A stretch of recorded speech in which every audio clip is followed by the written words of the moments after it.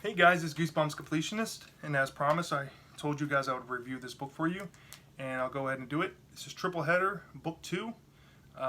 This is the series that we're supposed to take over the Tales to Give You Goosebumps series from R.L. Stine. He said he was intending for these 3-story short story books to replace the 10-story Tales series because he thought that the 10 stories were kind of flat and these 3 story lineups would do better because they offer more story.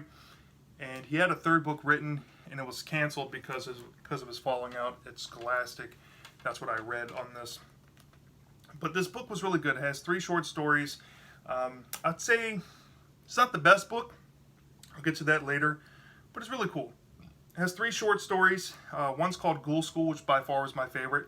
The 2nd story was The Revenge, and the 3rd story was The Mummy with My Face.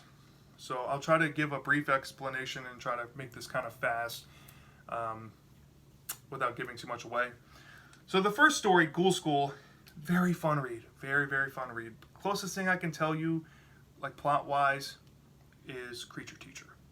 It has that reminiscent feel, has that perfect school feel, has that haunted school feel. Basically, this kid named Liam goes to this new school. He's a new kid. He notices that he's put in this classroom with kids that are eating chalk. One wears a dog collar. One's licking walls. His teacher does nothing. She's very quiet. He's very disturbed by this class. And come to find out, he meets his friend named Marnie that tells him that these kids are monsters and they can eat him if they find out he's a normal kid. And the whole story centered around him and Marnie trying to come up with a plot to convince the kids that he is a monster and not a human. Very, very terrifying scenes in here. There's a terrifying recess scene involving him getting dragged in the bushes. There's a terrifying interaction with the teacher during lunch. Very imaginative story for what it was. Felt kind of uninspired, but I'll get to that later on. Story 2, The Revenge. Now this had a unique plot device. It deals with astral projection. But then you have cookie cutter textbook characters, which kind of made the story boring.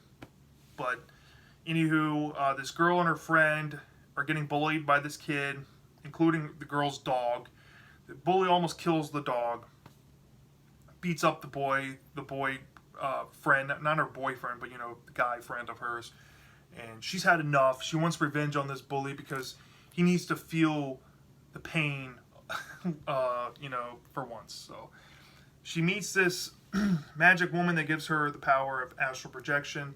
And some pretty cool scenes of her floating through her school and floating through classrooms, jump scare stuff, some suspense of her trying to get back into her body. There's some moments where you think she's not going to make it, or maybe she lost track of time or something, because she only has an hour worth of astral projection powers. And if she goes over that, she'll not be able to go back into her body forever.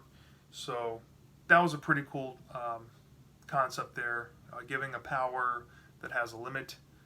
I like that they put a limit on that because that would have been really OP for this girl to have this power. But yeah, typical plot twist, predictable stuff, especially with the ending and the twist with the bully may or may not having the same powers as her. And then there's a death that happens that's kind of predictable and it's kind of silly and kind of bugs me that they ended that story that way. But yeah, that was The Revenge.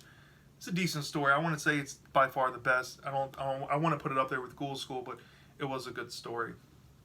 And then the last one, this one was a really cool continuity tie-in.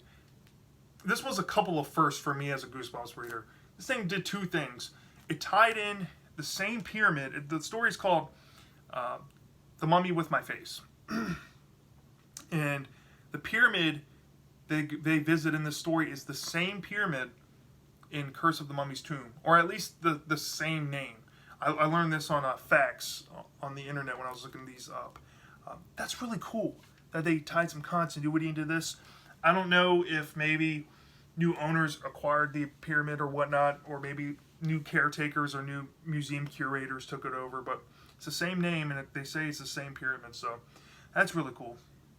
And then two, there's point of view changes in this book, which it starts with the kids, the brother and the sister, and then it switches over to this evil doctor and this tour guide's perspective, which I've never seen done before. Like, it'll start with one perspective for like 8 chapters, and then it shifts to like 3 chapters of these 2 other people, and then it shifts back to the kids. Very cool concept. But anyway, these kids go to a pyramid. They're enticed by this tour guide to go on this new tour, this new idea. They get to see a part of the pyramid that nobody really gets to ever see. She takes them down the shafts, these dark shafts, and then they arrive in this really creepy room with no way out. And there's sarcophaguses everywhere with mummies inside, and they're coming out of the sarcophaguses, and they're alive, or seemingly alive. And they're trying to call for help on their cell phone, and every time they try calling, these mummies get more angrier, and they get more, pushy and trying to get them and do whatever, with them. They don't know. But anyway, it's revealed that this evil doctor is behind this, and these mummies are animatronic mummies set to prove a point of concept of a mummy-themed theme park, and these kids are a part of the testing, and it has to do with kid testing and, without consent and all this stuff, and, touchy subjects. But anyway, when it switches back to the kid's perspective, obviously, these 2 people get caught. The perpetrators are the doctor and the tour guide, and then the story ends there. The story ends on basically how they discovered the mummies were acting up. It's revealed that the kids had something to do with it, and that's what led to their downfall. But yeah, pretty cool tie into an older book and continuity and stuff and whatnot. So let's get into the strengths of this book. The first story, Ghoul School. Okay, before we get into that, this is a narrated book from these 3 guys, who, by the way, are illustrated by Tim Jacobus. So these 3 little troll guys narrate the story. They start with like a 2 or 3 page prologue. And then between the intermissions of each story, they have this little altercation and stuff with themselves. And it's really entertaining. It's really funny.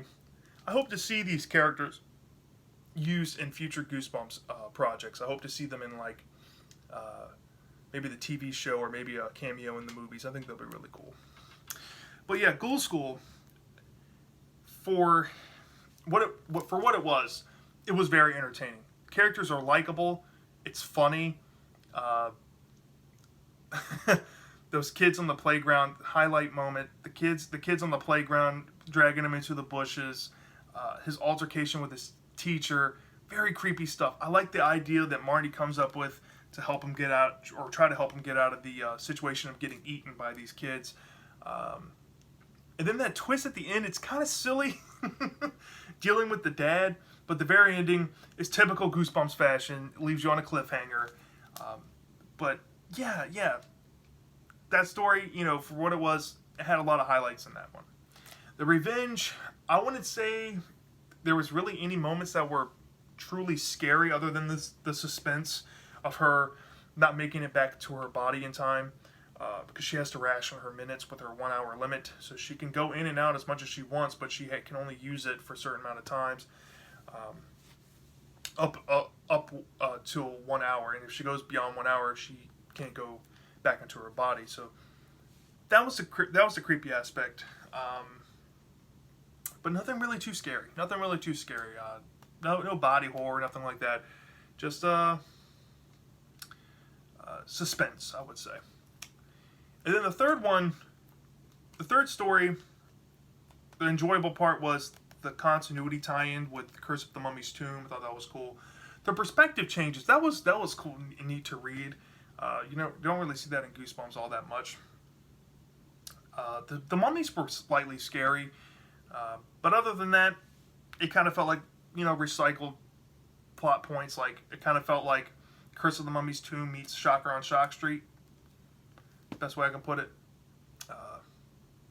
But yeah, now we're going to start getting to the negatives. All 3 of these have some negatives. each in their own way.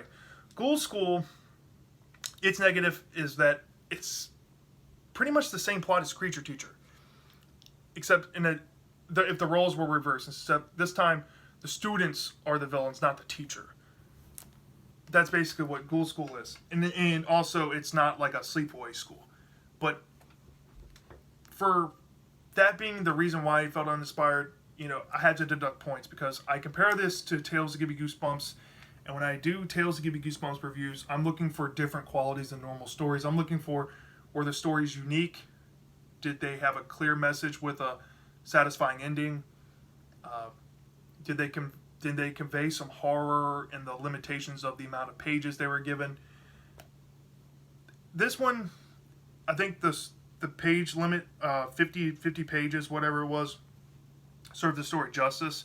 I felt like if this one had like 15 pages, it would have definitely tanked. But yeah, the only thing that hurts this one pretty badly for me is the lack of originality. But it was entertaining. It was very entertaining, I will say. The Revenge, my negatives were pretty much kind of like the same thing, but like on the same level of disappointment, I mean. But it's not really the same reason I would deduct points on The Revenge. The Revenge just felt too typecast, too by the book, too cookie cutter characters, kind of boring and predictable. That was the problem with the characters. They were just boring and predictable. And I don't mind a suspense-filled Goosebumps story, and I kind of like the concept of astral projection, but it was just really boring, I would say. And the third story, I pretty much have the same level of disappointment except for different reasons. I don't like The Mummy with My Face because lack of originality for one, but I do like the concept of continuity with Curse of the Mummy's Tomb with the same pyramid, and I do like the point of view changes in the story, but I just didn't find it scary. It was very comedic, and it's more of a cautionary tale, but I wasn't really scared by it. And it wasn't all that original, so. Let's get into the rating of this book. Basically, I told you all I can tell you without giving too much away. But, yeah, I would deduct 0.5 for each story for the reasons I said. For those negatives, I'm going to deduct 0.5 for each story. So this puts this book at a 3.5 out of 5 stars. I feel like it's just an average book. For me, if I were to try to find this book online, some people may ask, do the prices on this book justify the quality inside? No. I've seen this book, people ask like $15 to $20. Sometimes you might see it for 10. I wouldn't pay 10, I wouldn't pay 15. Never will I pay 20 for it. I got lucky with mine, like I said in my haul video. If you're out there hunting and you come across this for a really good price, or maybe the condition, you can't pass it up, I would buy it for my collection because I'm a completionist. But the only story I would probably open up and reread would be Ghoul School. But even then, it's not a perfect book. None of the stories are perfect, but they do offer different types of storytelling for all readers to enjoy. I can definitely see why people would say The Revenge is their favorite story. I can definitely see why people would say The Mummy with My Face is their favorite story. I can see why, but they just didn't do it for me personally. I think Ghoul School is definitely the best story. But yeah, I don't think the prices you'll see online will justify the value of this. Maybe you'll get lucky on thrift books and maybe find a copy for $5. That's what I would feel comfortable paying at the most. So if you find it for that, I would recommend it for there. Readers of all ages will really enjoy this. If you're a fan of the Tales to Give You Goosebumps series, this is basically a continuation of that series, except only 3 stories instead of 10. Same with the book 1, I just don't have book 1. Yeah, so average book, 3.5 out of 5. What did you guys think of this book if you've ever read it? Did you love it? Did you hate it? What was your favorite story in here? Let me know in the comment section. And I'll see you next time.